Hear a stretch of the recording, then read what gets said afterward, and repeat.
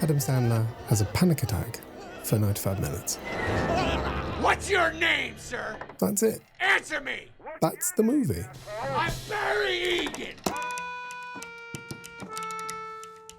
I mean, sort of. A film that takes everything loud and childish about Sandler's screen persona Whoever owns that place, I want him on the phone, do you hear me? and turns it inwards until the joke starts feeling uncomfortably real. Now get the fuck out of here, pervert! Didn't I warn you? Ouch.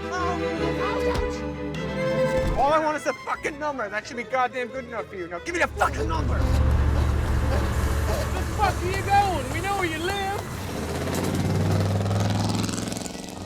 This is Punch Drunk Love. I have so much strength in me, you have no idea. Released in 2002, Punch Drunk Love follows Barry Egan, a socially isolated man whose attempts to manage his loneliness spiral into unexpected conflict. What, are you lying? Just as he begins a tentative romance. Coming off the operatic sprawl of Magnolia, Paul Thomas Anderson chose not to go bigger, but more intimate and deliberately off balance. It struggled to connect to the box office and quickly faded from cultural view. Shut up! Shut up! Shut up! At the time, this kind of emotionally interior, neurodivergent coded film arrived before there was an easy vocabulary to talk about it, and was politely misjudged, rather than rejected. Casting Adam Sandler in the lead only added to the confusion. Known almost exclusively for juvenile comedies, his presence sounded like a punchline audiences didn't quite understand. But Punch Drunk Love is operating on a different frequency entirely. It becomes the rom-com for people who hate rom-coms. Sweetness replaced with static, charm replaced with chaos. To place us inside Barry's world, PTA creates an entirely new film language that allows the film to dance to the tune of its offbeat drum.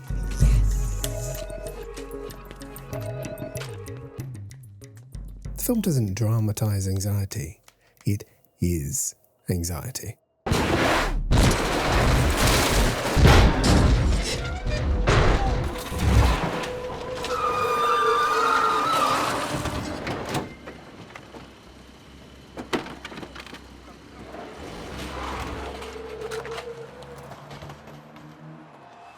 Sound, image, and emotion are inseparable. The film doesn't observe Barry, it moves like him, embedding us in his alienation. One of the film's quiet masterstrokes is its use of full-screen colour washes, created by the late Jeremy Blake. I don't know. These bursts of colour appear at key turning points, acting like emotional MRI scans that translate Barry's inner world for the audience. Can I have the listing for D&D Mattress Man? As the colours shift, it becomes clear that Barry's problem isn't detachment, it's overload. Display on the floor. Mary, your sister's on line 1. Mary, your sister's on line 1. I don't think they'll be His emotional regulation is fragile and constantly under pressure. I don't do stuff like that. No, you don't really do anything. Everybody would be looking at me. So, what's wrong with looking at you? It's a free country. The sound design mirrors this dysregulation. Overstimulation made cinematic. John Brian's score nearly drowns scenes out, I can't find it, but I can get it and give it to you later. So, pushing anxiety into the foreground and flattening everything else. oh my God! His sisters, his many, many sisters, function as the film's noise floor. Remember we used to call you gay boy? You'd get all mad? Overlapping chatter, casual cruelty, relentless needling. You just freak out. It's no wonder he loses his temper.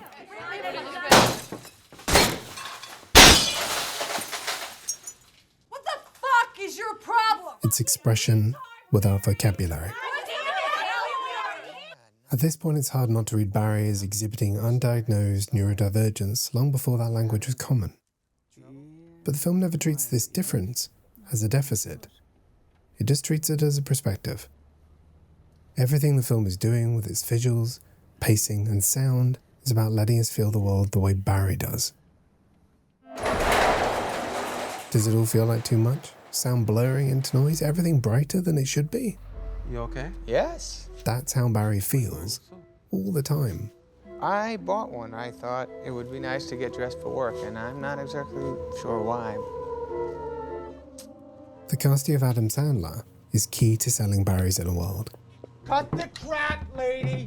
You said your name was Georgia, you said our conversation was confidential, and I trusted you! His familiar outbursts and tantrums can suddenly be refocused. They're no longer jokes, they're warning signs. You think you know the shtick.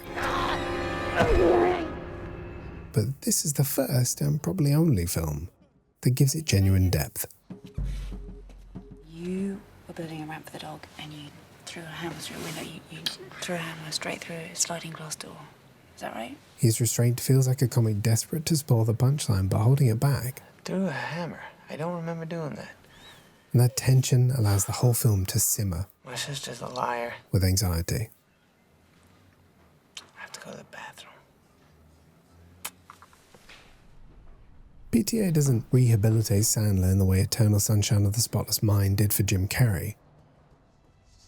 It decontextualises him. Suddenly the Happy Gilmore persona exists without a laugh track. Stop fucking treating me this way and give me your fucking number, I'll fucking kill you! You want that? And without comedy as cover, Barry's behaviour starts looking less random, more like someone desperately trying to regulate himself through systems and routines. Faced with loneliness and depression, Barry's solution isn't therapy or self-reflection. It's bulk buying pudding. There's something absurd but strangely touching about a man trying to earn escape through frequent flyer miles, despite never having been on a plane. You sound very nice and very personable. Even the call to the phone sex line feels less like lust and more outsourced intimacy. Transactions simple enough to avoid vulnerability entirely. Barry trusts systems, routines, and transactions more than emotional honesty. I better get more pudding. Because systems make sense. It's not a problem. People don't. What exactly is wrong?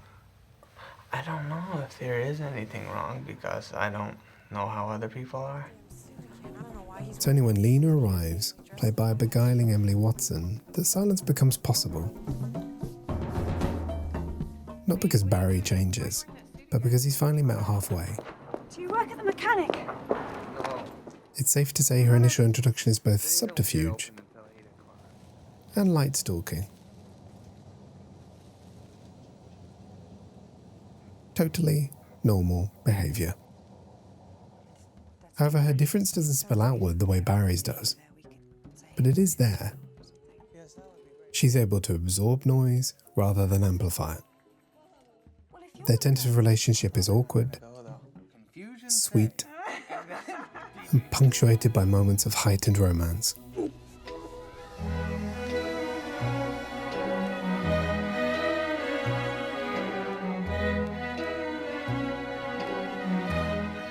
The relationship grounds Barry in such a way that earlier outbursts go from being inarticulate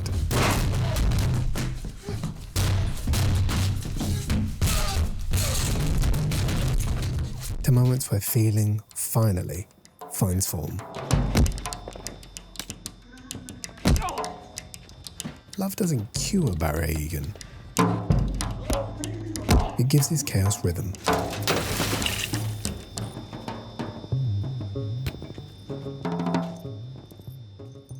Which might explain why the harmonium feels so oddly important.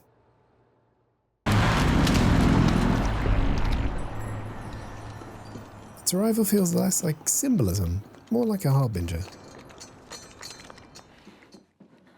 The first sign that something is about to interrupt Barry's rigid systems.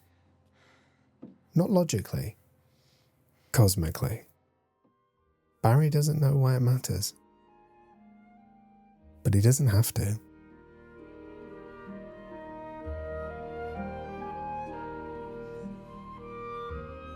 Punch-Drunk Love might be the only romantic comedy a cynic could fall for. It's not a comfort watch, not endlessly quotable. It's a dictionary with no spine. All feeling and noise. Slightly orphaned because of it. But inside that is something recognizable. Barry's experience of the world is brash, Calling you gay boy and you got so mad. overwhelming, You're a bad person. You have no right taking people's confidence.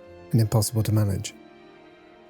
Moments of quiet are rare, and when they do come, they matter. Because the thing that finally anchors him isn't control, it's love.